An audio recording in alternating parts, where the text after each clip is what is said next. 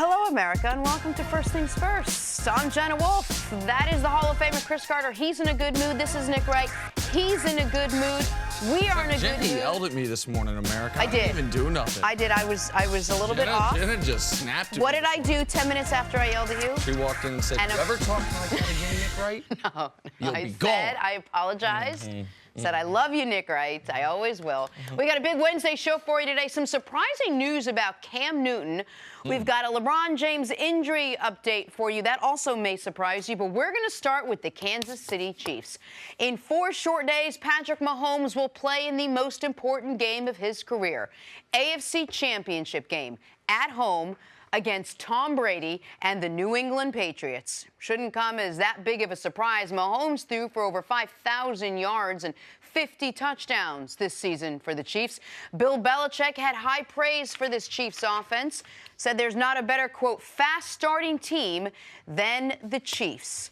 All right, Cece, if the Patriots are going to do it, how will they attack this offense? How do they start slowing down this Chiefs offense? Well, I love Belichick's press conferences when he does give us a little bit as far as what he's looking at. And typically, you know he will not compliment someone unless he overemphasizes it. So typically every week he doesn't reach for a player or an aspect of what the opposition is doing, but you see this week in them starting fast. He understands that because even in the game they faced them this year, even though they were able to slow them down in the red zone, man, they started fast. They were up and down the field. I mean, 50-yard drive, 60-yard drive. They were up and down the field 3 times in a row. So, yes, he's right about that. And also, if we had an Olympic relay team, you probably get 3 or 4 guys off of Kansas City. So actually, Kelsey is one of the faster tight ends that we have in the league. Tyreek Hill is in a class by himself as far as wide receivers, elite wide receivers, and the type of speed that he brings to the table. Sammy Watkins being out there on the field. So speed, how do you negate that speed? By penetration into the line of scrimmage. That's how you take them away from the running game on 1st and 2nd down. How many tackles for losses? But we've always known with the Bill Belichick coach team, when they face these powerful offenses, when they face a lot of speed, how do they combat that? They combat it at the line of the scrimmage. That's why they changed the bumping rules down the field after them mauling the Indianapolis Colts a number of times in the playoffs. It's like, this is the Patriot rule. You can't tackle guys at the line of scrimmage. In playoff football, Nick pointed out last week, it might be an advantage to Kansas City that the playoff referees, they're an all-star crew, and they let you play a little more physical. So in the secondary, the Patriots understand this, and they like to clamp down to be able to negate that speed and get to the quarterback by making you run a long route to be able to get to your pattern. So that's what the Patriots are going to do. That's what they've done through the years.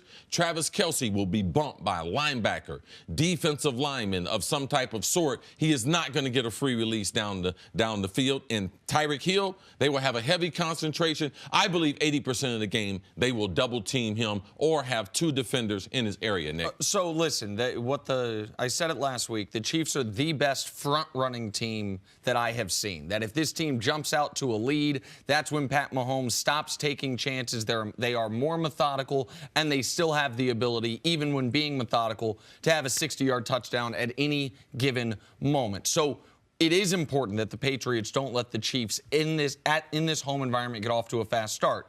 I think that means tilting all their coverage, almost slanting the field towards Tyreek Hill, to C's point, about 80% of the time being double-teamed, and giving the Chiefs looks that are daring them to run the football.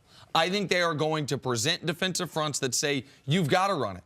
Like, what are you thinking? Like the opposite of what we talked about the Cowboys were facing early in the year. Sure. When the Cowboys were facing defenses like, how can you not pass here? There's 9 guys in the box. You got 2 guys in single coverage.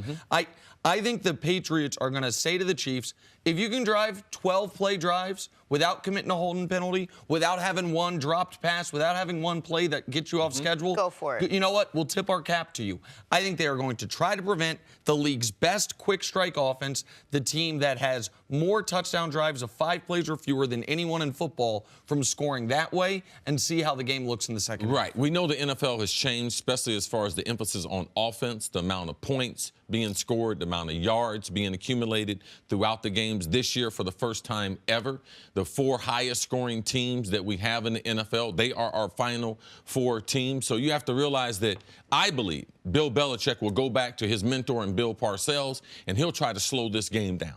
They'll play the game a lot like the Giants did in the 80s and the 90s, where they will have at least 40 run attempts. They will throw the ball short. Their special teams, they'll try to pin them down. They'll play the field position game. And Tom Brady and that offense with Josh McDaniels, they're going to be super, super aggressive. Because when you have the type of team that Kansas City has offensively, you have to try to make them go the distance, as Nick say, to try to make them be methodical, and also that you can believe, and I believe this is the key to the game, can the Patriots steal an extra 2 possessions? That's how you. So I believe they'll take more chances on defense trying to force turnovers because they realize that's one way and be able to slow down an offense like the Kansas City Chiefs. If you're going to slow down or stop Tyreek Hill by keeping him in check before he gets downfield, what's the solution to Patrick Mahomes? Is it going to be more blitzing? Is it going to be show him things he doesn't know? Because that's where the speed is going to start. So here's the thing. The folks at Next Gen Stats over the last 3 weeks have been releasing basically all of their end-of-year rankings, rolling out to the left, rolling out to the right, against the blitz, against only 3 rushers. And the one consistent thing is Pat Mahomes is first, second, third in every scenario. Like, that is that when you have the season he had, there is no, well, he's bad against the blitz. No, he's top 3 against the blitz. Well, he's bad when you drop 7. No, he's top 3 when you drop 7. So there isn't a solution that we haven't seen one yet for Patrick Mahomes in that regard. What I think they will do is as they always do, try to get pressure up the middle and try to make him see on the first 4 drives 4 different types of coverages. Make him see things that on the first drive they're playing bump and run or press man. And then second drive out of nowhere they drop into a soft zone. Like just continually try to confuse him. And when you mentioned the Giants and Parcells in the ADC, the game that I would go back to and the team that a Belichick coach defense went up against an all-time offense, the Super Bowl against those Buffalo Bills, that nobody could slow down that Bills offense all year long. And in the 30 for 30, they talk about it, how the game plan Belichick came up with might have been not just up to that point of his career, but up until his first Super Bowl with the Patriots, the crowning achievement of his football life. The 2 weeks preparing that Giants defense to go up against that Bills offense. This offense is of that caliber, if not higher, and I think it's going to take a similar game plan to slow it down. Yeah, I'm looking forward to the matchup. There's going to be a lot of chess match between Andy Reid going back and forth, but I just believe that the New England Patriots are going to be far more aggressive. In these types of games, you see they're more aggressive in their coverages. What do they do with Tyreek Hill when he's in the slot? Because it's easy to say, yeah, I can bump the tight end. It's easy to say in the olden days, maul the wide receivers and play 2-man, play combination coverages. But he has the type of speed that if you try to bracket, you say, if I'm in the slot, and Nick's a corner, and Jenna, you're a safety, and you guys say, if I go inside, you're going to guard me. What you're going to do is be leveraging inside, but you're also going to be settling. And outside, you got all the outside breaking, and you got all the deep routes. So you're going to be leveraging, too, around 12 to 15 yards. What you don't account for in the double team is the speed if I just split you guys. And that's what Tyreek Hill, because they've moved him in the slot, because he's developed these other aspects of his game, that's why, Nick, you potentially think he's the most dangerous player on the field who's a non-quarterback. Well, no question about it. And we're going to talk about Tyreek Hill every time we talk about this game from an offensive perspective, because I can't sit here and say Tyreek Hill is the best receiver in football. I can sit here and say there is not a single receiver in the league the Chiefs would trade Tyreek Hill for. Given what their offense is and who their quarterback is, he is the perfect complement to a strong-arm quarterback who can throw the ball anywhere. His once-in-a-lifetime speed is the perfect complement to pair with Patrick Mahomes, which is why that is the biggest reason that this Chiefs team is the 3rd highest scoring offense in football. They have great quarterback, great tight end, great play caller, but the Mahomes-Tyreek Hill connection has opened everything up for everyone else. And we're expecting there to be more punts in this game. It's going to be very cold. It's going to be frigid. We don't expect them to go up and down the field like they did in the first meeting where the Patriots didn't punt at all. So in doing that, let's not forget, the most feared guy to return punts in the NFL, Tyreek Hill. He's still doing it full time. So not only is he a #1 receiver, not only is he elite, and I understand what you're saying as far as no receiver, Julio Jones, AB, your guy, Odell. Those guys might all be better than him, but as a wide receiver, but what he does for Kansas City in that game, in the offense that they run, and his special teams, that's why you say that can't be replaced. Maybe not the best. Is he the fastest receiver in the NFL? He's the fastest player in the NFL. Is Jenna going to work out today? I was just coming up. I probably couldn't beat him in a race. Could the Panthers shut down Cam Newton for the entire next season? Their owner thinks they might. That's next on First Things First. There's something about auctions that makes shopping so much more fun. For sports fans, it probably has something to do with the competition and suspense that auctions provide. But who wants to spend time researching where their nearest auction house is and then make the trek all the way there? I definitely don't. And that's why I love Pristine Auction, an online sports auction house where you can buy and sell sports memorabilia from the comfort of your own home. Pristine Auction runs tons of different auction formats, including multiple weekly auctions, a premium monthly auction, as well as daily and 10-minute auctions. They guarantee the authenticity of all of their items, and everything you purchase comes from only the most trusted sources. And the best part, it's so affordable. I just saw an autographed Ricky Stenhouse Jr. photo that sold for only $6. Go check out Pristine Auction now. You'll be hooked. It's free to register, free to bid, and you only pay for the items you win. That's pristineauction.com. And when you register, be sure to select First Things First podcast from the drop-down menu in the How Did You Hear About Us section. Let them know we sent you. Make sure you select First Things First podcast from the drop-down menu when you go to pristineauction.com. All right, moving on. Some surprising news out of Carolina yesterday. It seems Cam Newton's shoulder injury is worse than originally suspected. Cam was hampered by it most of the year. Panthers owner David Tepper said the team might take drastic steps for his long-term future.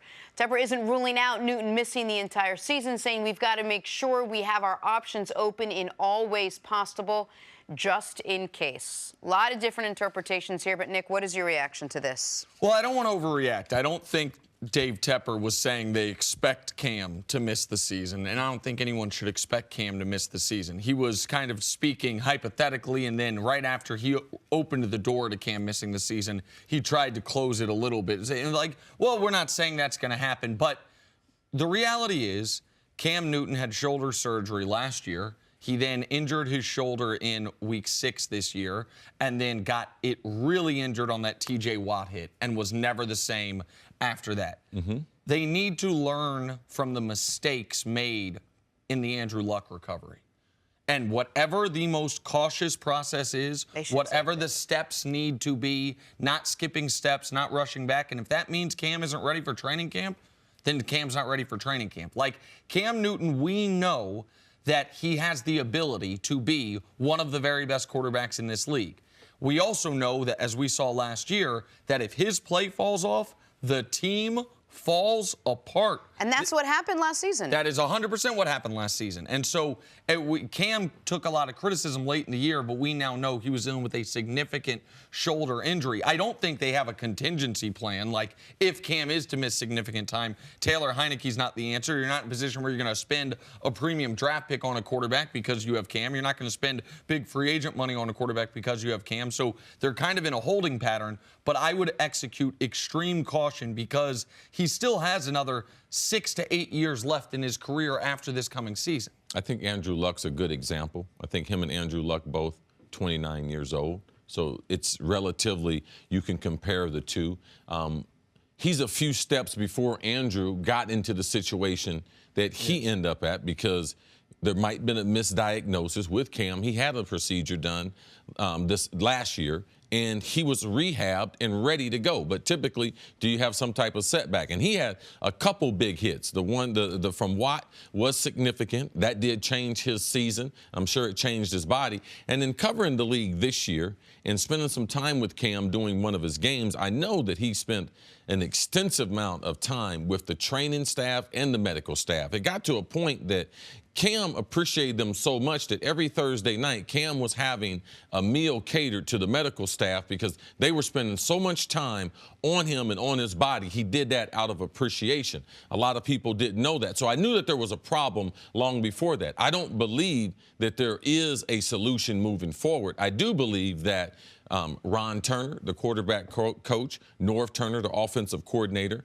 and their relationship with Tyler Hinkie going back to their days in Minnesota, they do have a lot of time invested in him. He's a little undersized, started 4 years of college, so he does have some experience at the pro game. He does have a big-time arm, even though he doesn't look like it. So I don't look for them to potentially look for someone to replace Cam for the season. I think they'll be very cautious in going about it, but you have to realize too that Cam has one of those big contracts. So when you have one of those big quarterback contracts, you're limited as far as what you can do. You can't go out and get someone like Nick Foles, what they can do in Philadelphia, because Carson Wentz is still on his first deal. If we learn that he will indeed miss the season, does that change what you guys think their options are? If we learn that, you know what, they're going to sit him out for the whole season, then you don't want to have the season as a wash, but do you try to find some cap room to bring at least some veteran arm in? Listen, I think it is.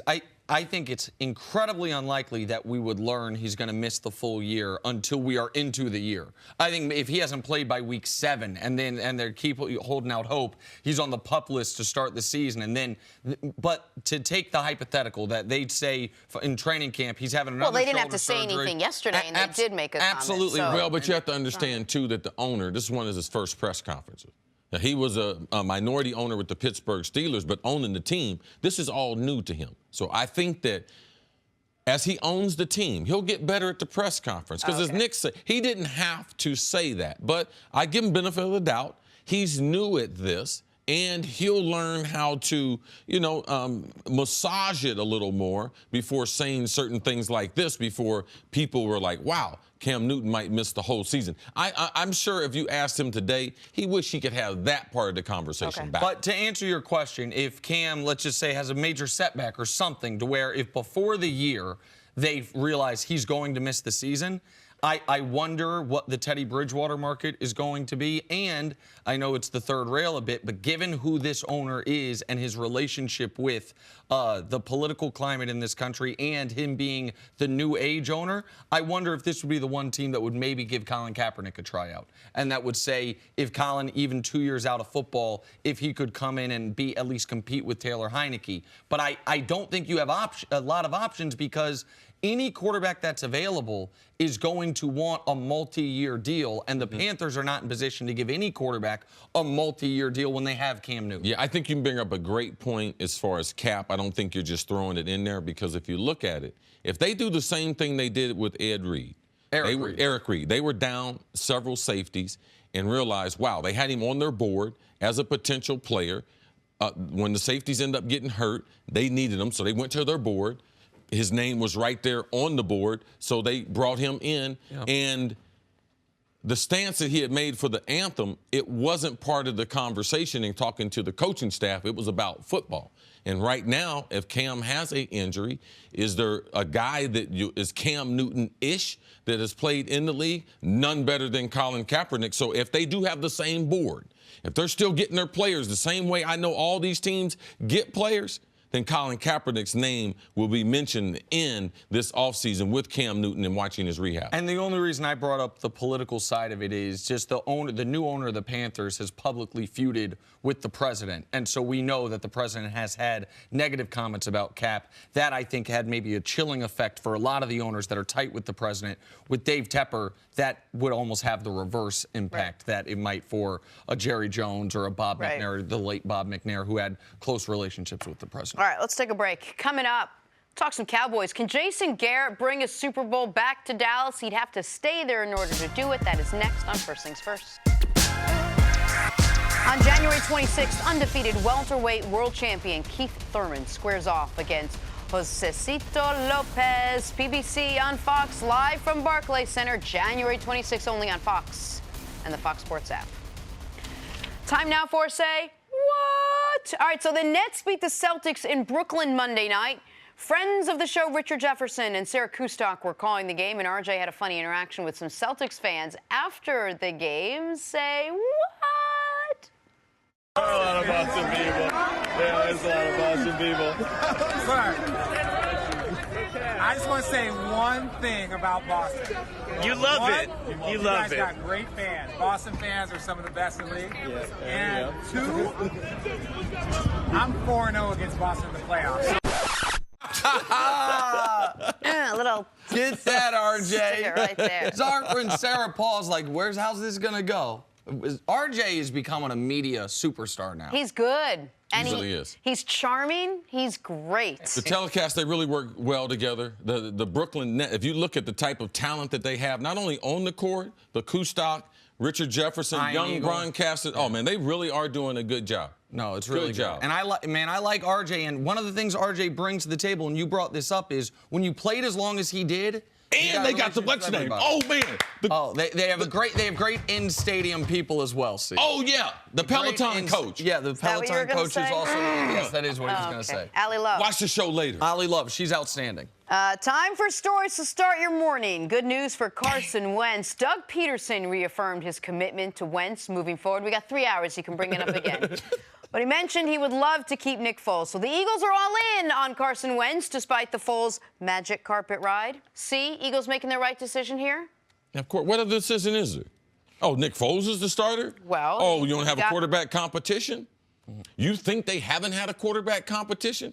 You think Carson Wentz isn't light years better than Nick Foles in practice? That's why you make a decision like this. It's easy. When you see them in practice and what they do, yes. Now, Carson Wentz, is he the future? Yes, he is. Nick Foles, has he deserved a chance to be a starter again?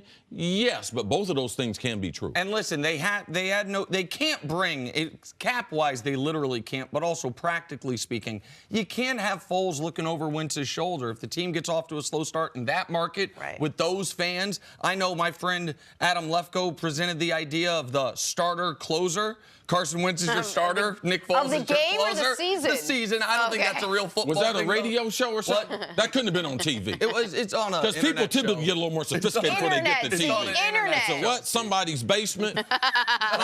He's a star, man. All right, to Are the you sure? NBA now. sure. It looks like the MVP race is down to just two names. Both Giannis and James Harden are listed at 3-2 to take home the honors. Nick, is Vegas right? It's down to just these two? Things could change in the final 40 games of the season, obviously, but right now, these two guys should be the enormous favorites. Third is LeBron at 8-1. Fourth is Steph at 11-1. Both of those guys could be higher, but they both have missed about 11, 12 games this year, and that's why they're where they're at. It is a two-man race at this point. I'm surprised Harden wasn't a slight favorite over Giannis. Seeing them neck and neck like this, it's about where I had it. I thought Vegas would have Harden. Yeah, I think the overall team success and Giannis's ability to rebound the basketball, those things are so special. So I think that right there, they have it right as far as Vegas. The other two players that are the third and fourth, LeBron and Steph, they had significant injuries to miss time. LeBron's still not back on the court, so they can forfeit the MVP for this season for those two. And we'll talk more about LeBron in a second. But the Warriors reminded everyone they are the Warriors. Last night, they crushed the Denver Nuggets 142-111.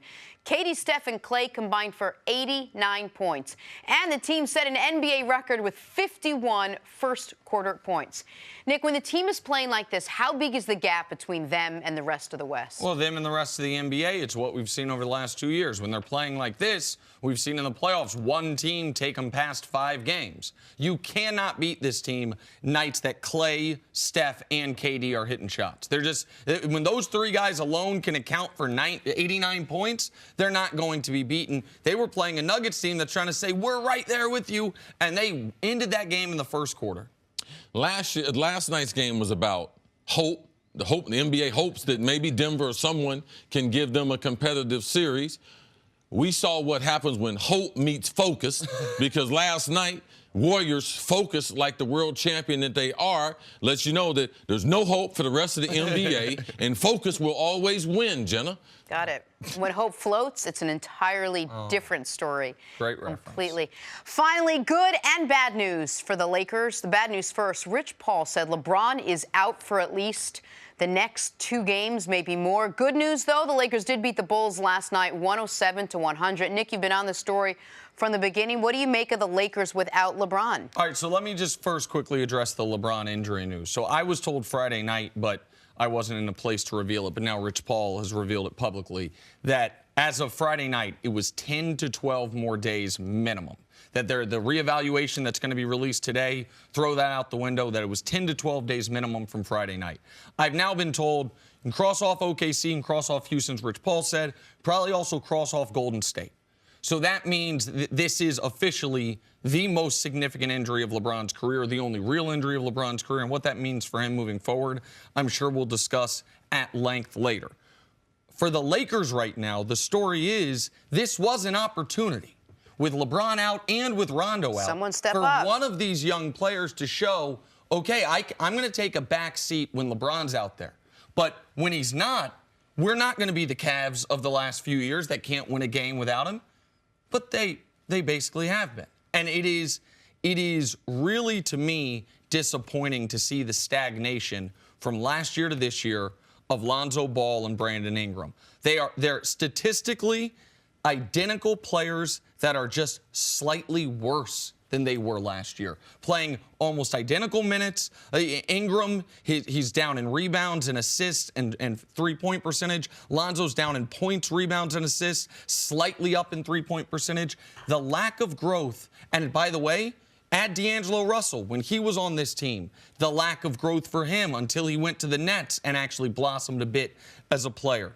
These are guys that were blue-chip prospects, and the only player that I've seen substantial growth from is your guy Kuzma.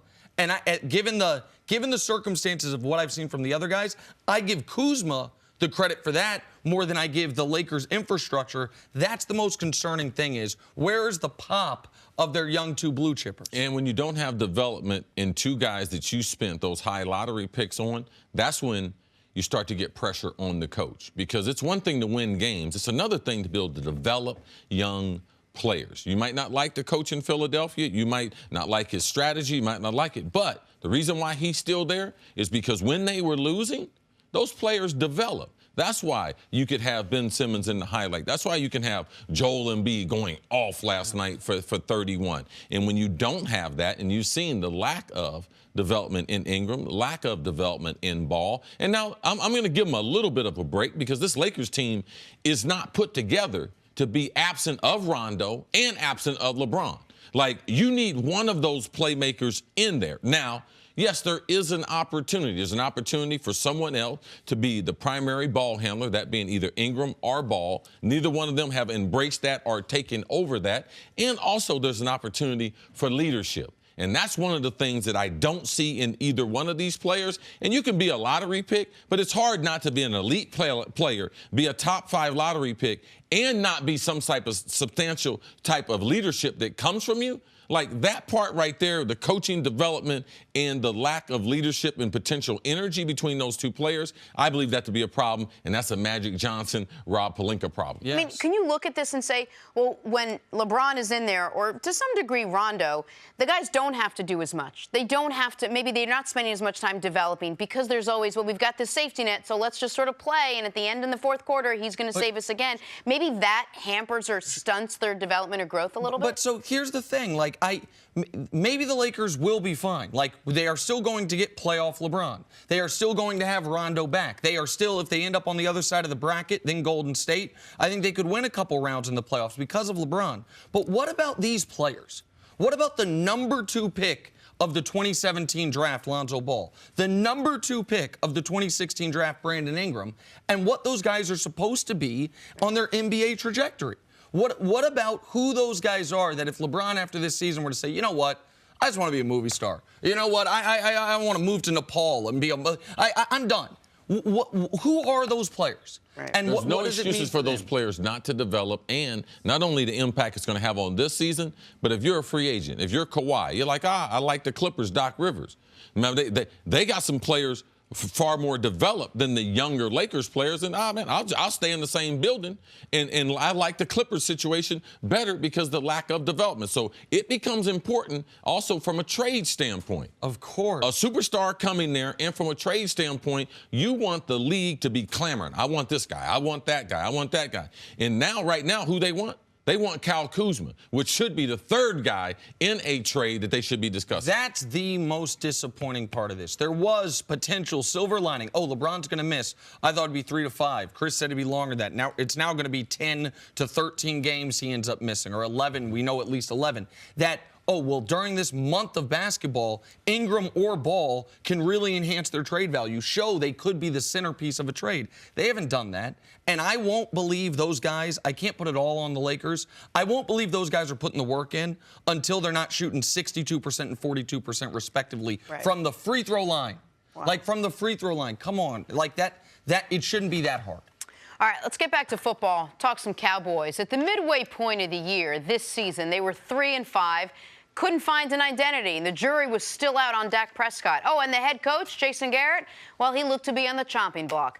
But after finishing the season with the NFC East title and a playoff win, doesn't look like Jason Garrett is going anywhere. Just ask Jerry Jones. When I look around at what other teams are doing and trying to do to find their head coach, if Jason Garrett had been out on the market 2 weeks ago, he would have had 5 offers for head coaching. I know that. You've got to look at what your alternative is.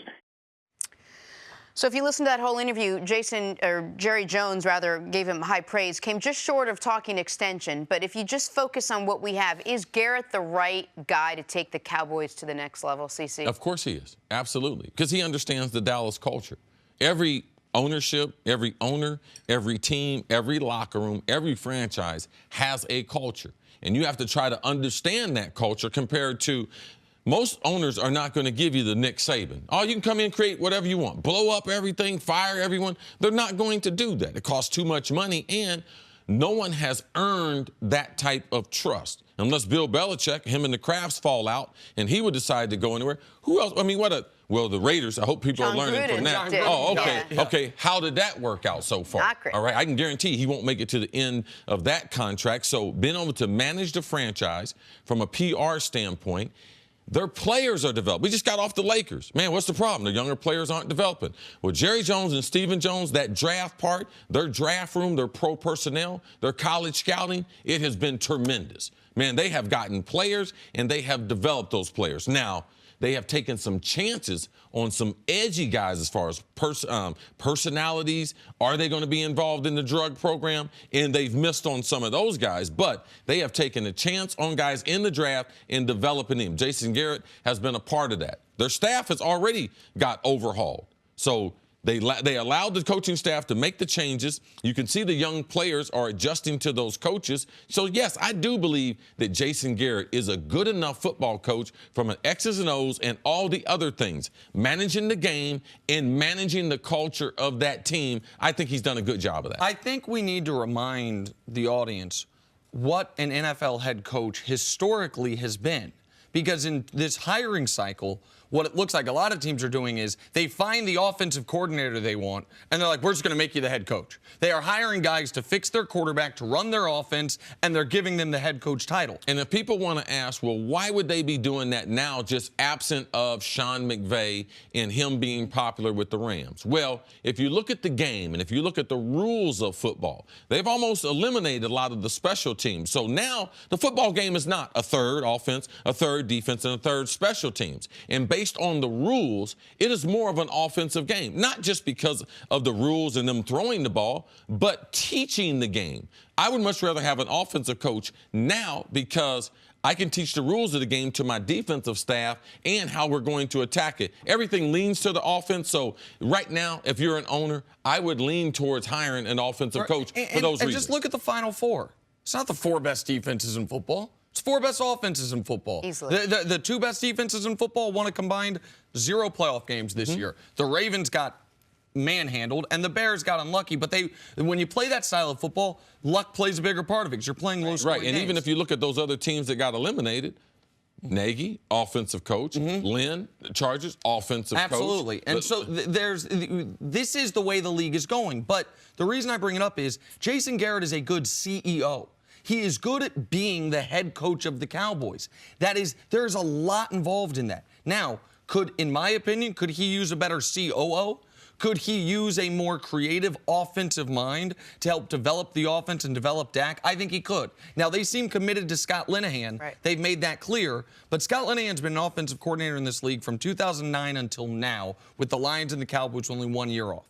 There's only 2 years he's been the coordinator of a good offense, the 2011 Lions and the 2016 Cowboys. Could they use, in my opinion, some fresh blood, even if it's leaving Linehan as offensive coordinator, similar to what they did on the defense with Chris Richard, bringing in someone as almost a co-defensive coordinator is what they did with because that Richard Chris and Marinelli. Richards, what he brought in the coverage aspect to help revamp that secondary to go with Rod Marinelli, and what he was doing with the defensive front as the full-time assigned defensive coordinator. Chris Richard is I like that. defensive passing game coordinator.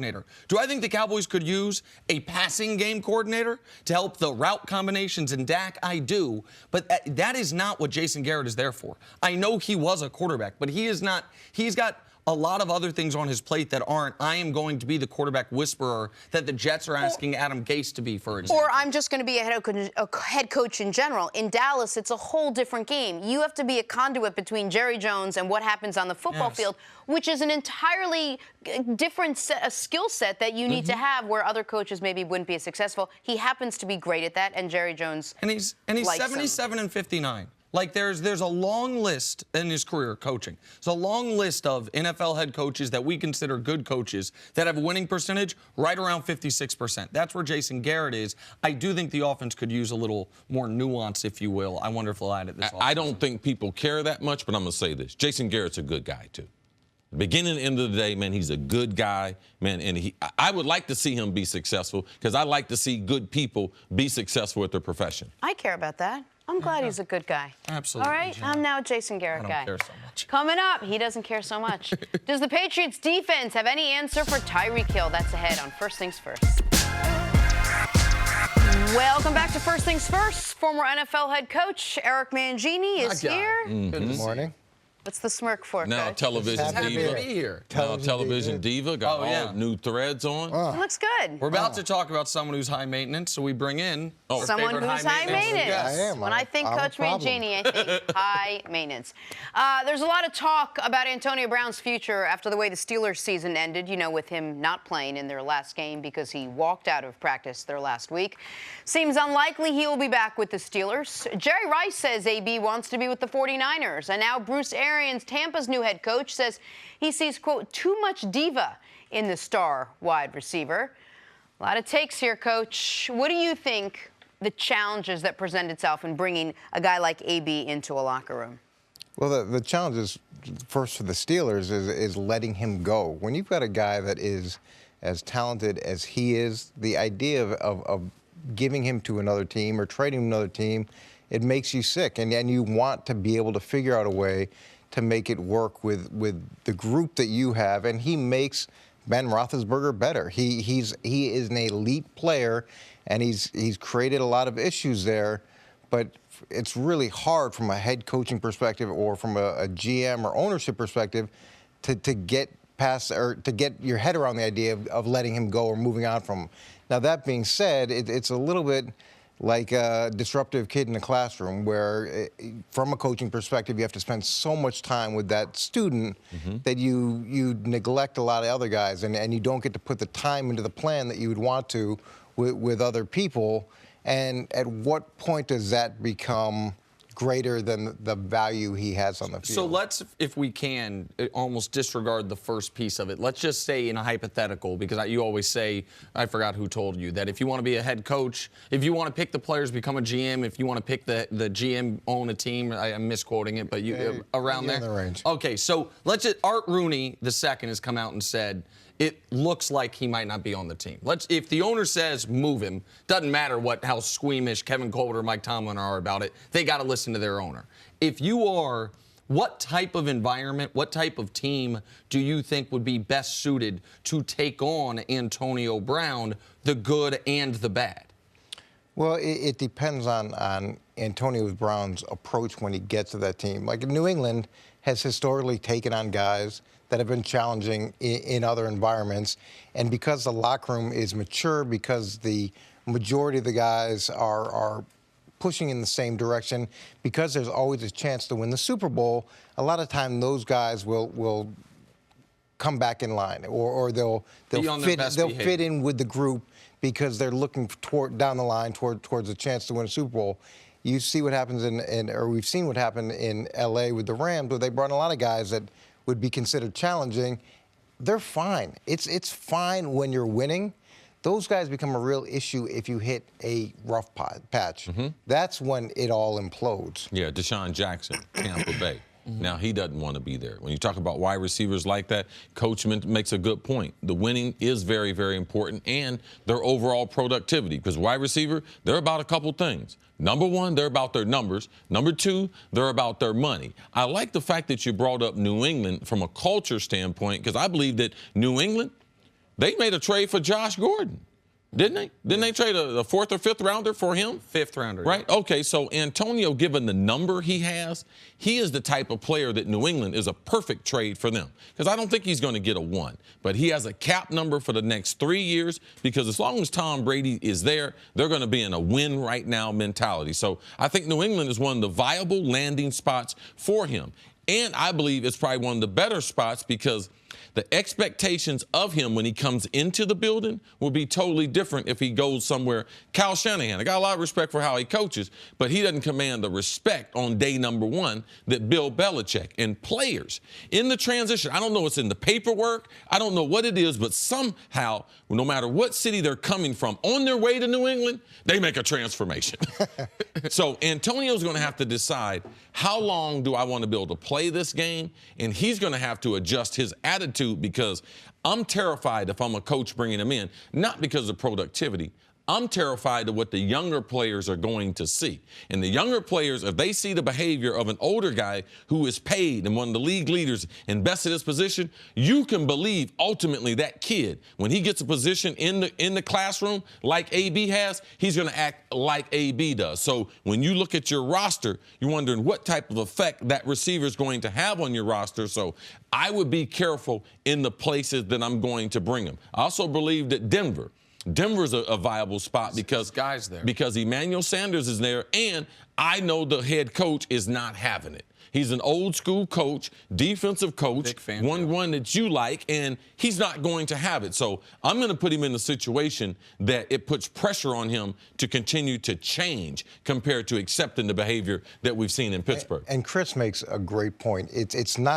It's the lessons that they teach the younger players. So if you're in a win right now mentality and you feel like you're close and you've got a mature locker room and you can incorporate a guy like that, can be a huge asset. If you've got a young locker room and you're trying to create a culture, you're trying to set things up for the long term, and you have a guy that comes in and sets a poor example that you've paid, that you've validated, you're saying organizationally, it's okay to act like this. That's why a team that has a need that might be a fit theoretically, I don't think will be in the market for him, and that's the Jets. Because the Jets are exactly what you're talking about. They are a couple years from winning. They are trying to build a new culture around a new head coach, around their young quarterback. They do have a need at wide receiver, obviously. I know Robbie Anderson's there, but aside from him, they don't really have a true number 1 receiver. But you would be, a team like that you'd be worried about. Bring in Antonio Brown and what the trickle-down effect as far as on the other players. And my concern with AB is very simple. I can deal with diva. I can deal with volatile. I cannot deal with unreliable. And that's why I never would have, in 1,000 years, I never thought I would be advocating for trading a player of Antonio Brown's caliber when you're as good as the Steelers, until he walked out on the team. Like, you can throw as many coolers as you want, yell at the quarterback, spike the ball in practice. I know you don't like it, but I can deal with it. No, because they all lead to something. That's why Coach doesn't like it. Like, because they all lead to something. It's like the little kid. Man, you think they don't wake up throwing spitballs. No, they graduate to that. And then the next thing you know, they're doing other things, disrupting the class. That's why Coach said, typically, if a diva wide receiver, they start off somewhere. They don't come into the league that way. All right, they start off somewhere, and it starts a lot like that. I disagree with you as far as the Jets, because if I am the Jets, and I'm trying to not be the stepbrother here in New York, I'm trying not to be the stepbrother to New England and what they do in the AFC East. I bring in a player like him because I know the head coach and the young quarterback, it's going to make both of them instantly better. I like his cap number, and it's going to bring you more optics on your team. It gets you off of Broadway and to potentially put you on Broadway. So I think the Jets are a viable spot because he needs big productivity. You know, and if I told you that's one of the reasons I'll be able to solve his problem, because I'll get him the football. And if you get him the football, you're going to have less problems. Well, what does it say about a guy like Bruce Arians, who knows Antonio Brown very well, knows his work ethic, knows his productivity, doesn't want him on, and needs him, would be willing to pass on a guy with that talent? Did he say he'd be willing to pass? He just said there was too much diva. I thought. The assumption is. I actually see that as a more viable place than New York, because there is a relationship, and if you can bring him in and say, hey, I know you, AB. We were together for a long time. I know what your potential is.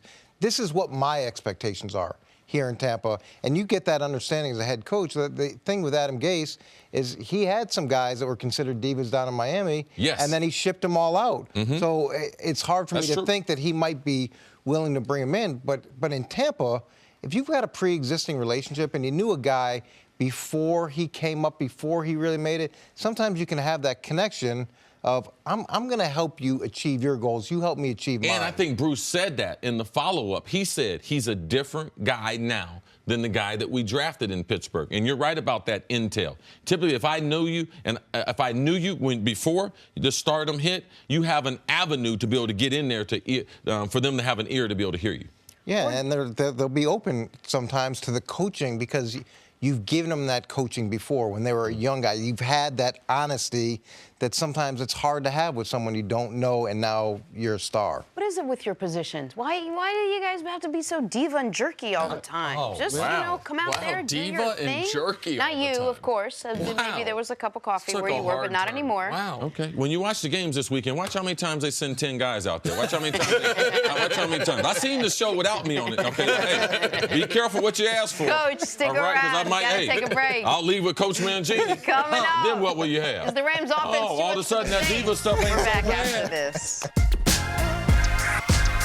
Back here with Coach Mangini. Let's take a look at the NFC title game on Sunday. Saints and Rams. Rams had a dominant 1-2 punch in their ground game Saturday against the Cowboys. Both C.J. Anderson and Todd Gurley had over 100 yards as the Rams set a franchise postseason record with 273 rushing yards. Nick, you had Saints defensive end Cam Jordan on your radio show yesterday. You asked him the key to shutting down this Rams offense. Make them one-dimensional. I mean, for most teams, it's taking that pass away. But you watch how Todd Gurley runs, and now you watch how effective CJ has been the last couple of games. We have to try and tighten down on the run game, make them one-dimensional. All right, Coach, what do you think? What do you think the game plan should be for the Saints defense, and what should they expect, rather, from the Rams on Sunday? I think the Rams need to continue along the lines that they had last week and run the ball and run the ball even if it's not as effective as they hope it is early. You look at the last game, Saints put up, 35 points in the first half? So by running the ball, you're going to shorten the game. That's a positive. By running the ball, you're going to slow down their pass rushers. It's going to open up the play action. They were effective running the ball last game. To me, that's the starting point, but you've got to have the patience to stick with it. And it's hard against New Orleans because if they do get up 7 or 14, you think that you're chasing. And there's that tendency to, okay, we've got to get points quickly. We've got to change our approach. And to me, that's where teams get in trouble against New Orleans because it opens up for the pressure packages. It does turn them into one-dimensional teams. I'd say the other thing is protecting the football. You saw the play at the end of the first half where they throw an interception. I think it was about 1 minute and 30 seconds left. The Saints You're were able talking about in their first matchup. in their first game. Rams throw a pick late. That mistake was huge, and it's a 10-point game. It's just so hard to overcome errors like that where you're pressing again to make a play and suddenly you put yourself in a horrible situation. And I know the Saints all year long have been a great rush defense. They finished the year number 2 against the run, and that's in total yards, but also top 5 in yards per rush allowed. So it's not just that teams were abandoning the run. It's one of the reasons teams were abandoning the run is because they couldn't successfully run. But a big part of that was Sheldon Rankins. Yep. And he's out. Sheldon Rankins is the D tackle. I think their best run defender on that team. That is the substantial injury they suffered in the last round of the playoffs. Cam Jordan, who was talking there, is an excellent pass rusher and I think a good run defender, but he's not, you don't look at him as his strength is one of those, he's not a 3-4 D end who's taking, no, he's a 4-3 defensive end pass rusher. And so if you are going to have success on the Saints running the football, this would be the week. And you've got not only Todd Gurley, but now CJ, who has played 3 games for the Saints, 422 yards in those 3 games. He's been over $120 in Week 16, Week 17, and in the playoff game. So you have a legitimate dual threat run option, and it is a pounding run option with that I would imagine would take a toll on a defense just stylistically with the body that C.J. Anderson has and with the power and speed Todd Gurley has. Yeah, one thing, too, with the Rams, that they have coaches always talked about continuity in organization, continuity in the coaching staff. But they have tremendous continuity, one-of-a-kind continuity on the offensive line. This year, only offensive line coaches started all 16 games. Last year, only offensive line that started every game. That's they have crazy. all their senior players on the left-hand side. Whitworth and Scaffold, the left guard. They got a tremendous experience there. So them going against the Saints, it should be an advantage. When you go into a dome, I played most of my career in a dome, and one of the things that we knew how teams would try to attack us. And one thing early is it's harder to be able to throw the ball in a dome on 3rd down. So if you want to throw it, you better throw it on 1st or 2nd down. So what I would do, based on all that running and CJ and Todd Gurley last week, I would come out, play action passing the Saints, and I'm throwing the ball at the weakest part of their secondary. And when you play action, it's the best pass protection. So you can pretty much sustain a maximum rush from the defense. It's the best pass protection, and that quarterback, I want him to get comfortable in the dome. What happened in the earlier season meeting, the Saints got off to an amazing red-hot start, and the Rams were chasing. They were in a panic mode. So for me, I understand running the ball. I understand eating up the clock. I understand time of possession. But play-action pass is the best way to make a dent in the enthusiasm in that building and get your quarterback, get him feeling good early. And what's great for the Rams is they've experienced the noise in there. That does help. They've gotten over that first time, and they have a much better understanding of how they need to communicate, how they need to make adjustments, how they need to audible now as opposed to the first time they went in there. And the continuity in the offensive line is huge, and you can put so much of your trust into that group because they've worked together so well and for so long. And I do agree with Cris, too. It's not like their secondary has been impressive. They've struggled throughout the course of the year. So if you can attack them effectively, which most people have been able to, it's a great approach. And this is where the offense in the league that's gotten the most headlines is the high-scoring offense, the Chiefs. But if not for the Chiefs, the Rams would be the #1 offense across the board. I mean, they're 2nd in points, 2nd in yards, 3rd in rushing, 5th in passing. And when everything they're 2nd in, it's to Kansas City. This Rams offense, I know that in the playoff game it was all running. Jared Goff was basically a caretaker. They have been a prolific offense in every way, shape, and form. And a huge part of that has been the play-action pass game because people are afraid of Todd Gurley. They ran play-action on more than 50% of their pass attempts in the first playoff game. I think that's a huge part of this weekend. And people say, oh, he's a wide receiver, he wants to throw the ball. I really believe that's the best way to attack. And also you have to realize when you're playing in that type of environment, we'll talk about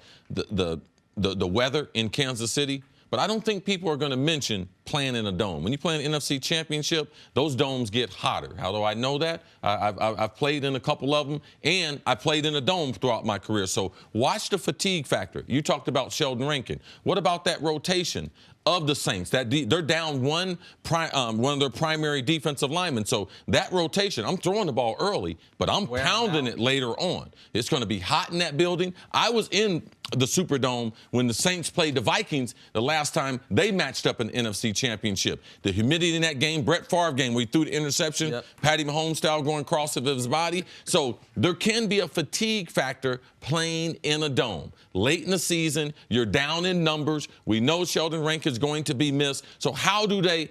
What does Dennis Allen do, the defensive coordinator, to put that extra guy into the rotation? And the impact, I believe, fatigue-wise, can be to the Rams' advantage if they come out and hit some of those passes early. And I've got a fatigue factor. It was interesting, too, to hear some of the defensive linemen talk about Sheldon Rankins' effect from a communication standpoint, how he helped those guys in terms of shifting the defensive line back and forth and eating up the offensive linemen, taking it off the linebackers.